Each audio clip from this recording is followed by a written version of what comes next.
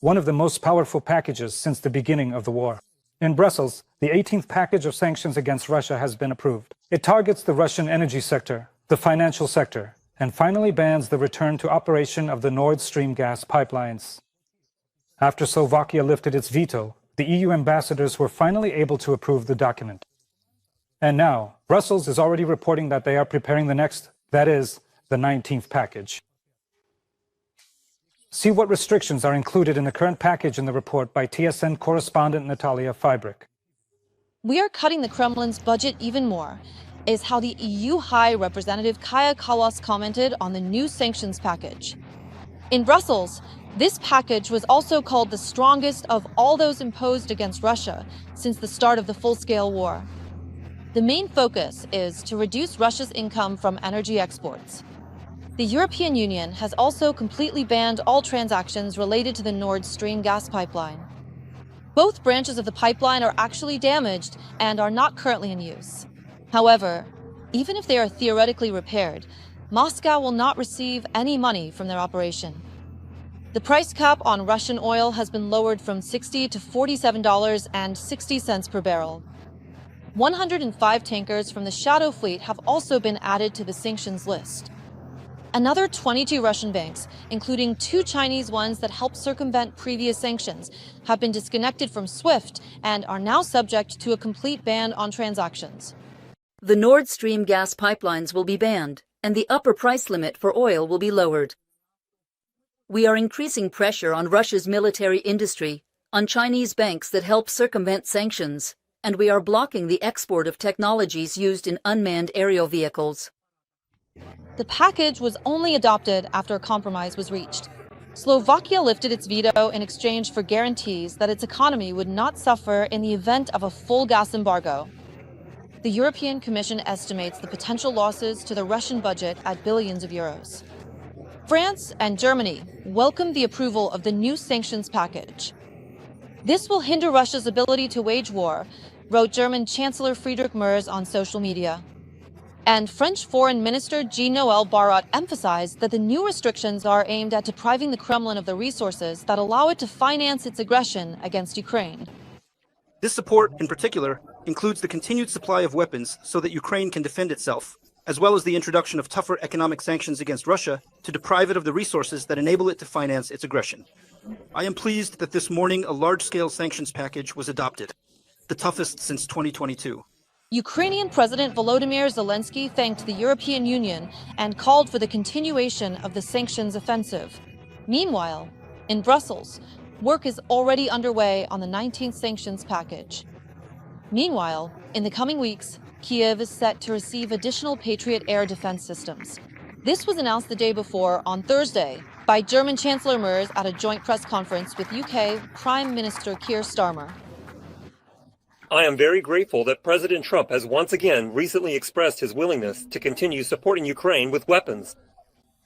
In the past few days, we have reached an agreement that we, the European continent, and Europe as a whole, will provide Ukraine with new Patriot systems, and then these systems will be replaced by the United States. After all, we also need to maintain our own defense capabilities. I assume that at this moment, agreements are being made between the defense ministers to technically ensure this. We're actually talking about systems that are already deployed in Europe. They are to be transferred to Ukraine, and the United States will provide replacements from its own stockpiles. The Chancellor of Germany also confirmed that Ukraine should receive long-range weapons in the very near future, and he said that this would be on a large scale. From Berlin, Natalia Fibrig and Denis Sobchenko, TSN 1+1, Marathon United News. And regarding sanctions, particularly the 18th package from the EU and what makes it painful for the occupiers, we will discuss this further with Vladislav Vlasyuk, advisor and authorized representative of the President on sanctions policy. We have him connected to the TSN studio. Good evening, and thank you for joining us. Yes, you do have me on the line. Good evening. Mr. Vladislav, so the Slovaks were convinced, and the package was adopted. It includes a lower price cap on oil, sanctions against tankers, the Shadow Fleet, and certain sectoral sanctions. In your opinion, how effective is all of this? How hard is it to circumvent all of this? And what effect is Ukraine expecting? Will this significantly undermine Russia's ability to keep investing in killing? This is one of the best packages from the European Union in recent times. Why? Because, first of all, it really includes some major things. For example, Nord Stream, finally cutting off support from the Nord Stream pipeline, if you remember. Right now, it's not operating, essentially due to a decisive decision by Germany, and that's that. And secondly, something many people didn't believe would happen, the lowering of the oil price cap. Moreover, the model they've come up with will allow for relatively painless further reductions. So it's a dynamic model for reviewing the oil price cap. You take the oil market price over 3 months, subtract 15%, and that's your price cap. So even if the oil price keeps dropping on the markets, the price cap will still decrease and keep working. Plus, the UK has already announced today that it is joining the price cap. Basically, that leaves the US and Japan. Japan probably won't be against it, but I think they'll wait to see the US position. The US, of course, is a more complicated story, but I believe that, just like the other members of the Group of Seven, they will join the price cap. After all, it should be beneficial for the Americans themselves. This is one of those things Trump has been talking about from the very beginning. What's also interesting about this 18th sanctions package from the European Union is that, for the first time, and this is quite an aggressive move, the European Union has sanctioned Chinese financial institutions. So, in addition to the 22 banks from the Russian Federation that ended up on the sanctions list, 2 Chinese banks were also sanctioned. And we know that for a very long time after these banks appeared on the previous list, this was back in May, China put in a lot of work and effort to prevent sanctions from being imposed on its own financial institutions. Nevertheless, it happened. This is a major aggressive move, and we hope it sends a very clear signal to China regarding its future prospects for cooperation and access to the European Union market.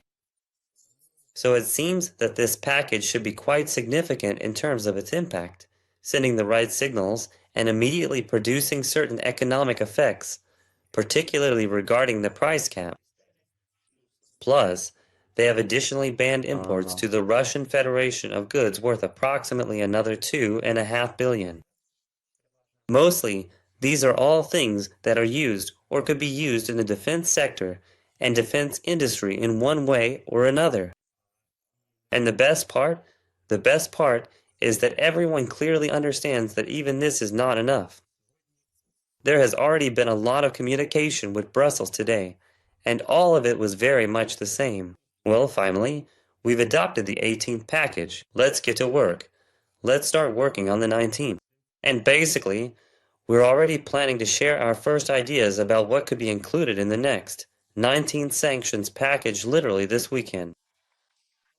And then, if I may clarify, because indeed the Europeans dealt with the 18th and immediately got to work on the 19th. And in one of your posts, you wrote that there can never be too many sanctions for Russia. So, what restrictions will Ukraine primarily discuss with its international partners? Where, in your opinion, should a blow be struck where, for one reason or another, the EU has not yet done so? In June, Russia earned its lowest, or second lowest, oil dollar income since the start of the full-scale invasion. But that amount is still $12 billion.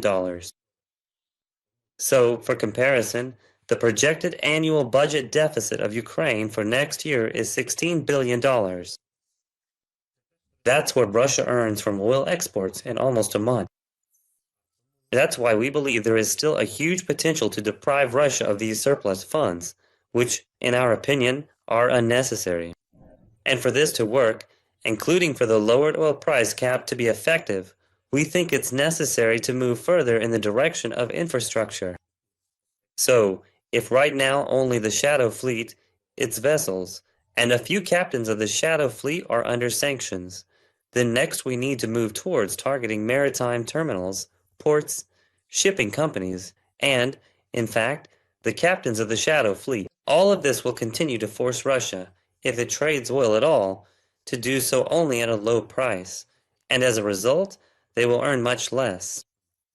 And of course, the second priority remains the military-industrial complex. That is, all these spare parts, microelectronics, and critical materials that continue to reach Russia from abroad, a significant portion of which comes specifically from China. And this is what then ends up as components of Russian weapons.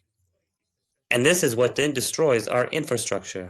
So this is the second major area that we continue to work on. And likewise, there are some very concrete ideas.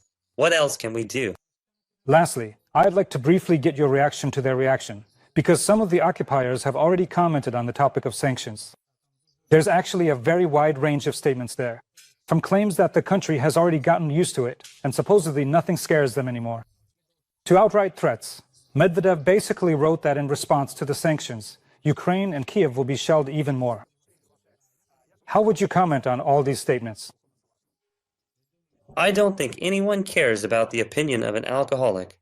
And in terms of real impact on the economy, well, let them take a look at their own economic indicators. They're seeing collapses in most sectors of their economy that aren't related to defense. So today they're showing us statistics, in particular, minus 30% when it comes to housing being put into operation. A 30% drop is a very clear indicator of the population's ability to buy anything. The same goes for the purchase of passenger cars, or if we look at aviation. In 4 years, they haven't built a single civilian aircraft. That's the extent of their capabilities. That's their whole economy. At the same time, we shouldn't underestimate them. They still retain significant capabilities in their military-industrial complex. And this is our major goal, where we need to reduce their capabilities. Thank you for taking part in this broadcast. Vladislav Vlasyuk, advisor and authorized representative of the President on sanctions policy, joined the TSN studio to discuss the 18th package of EU restrictions and the possible consequences of these sanctions.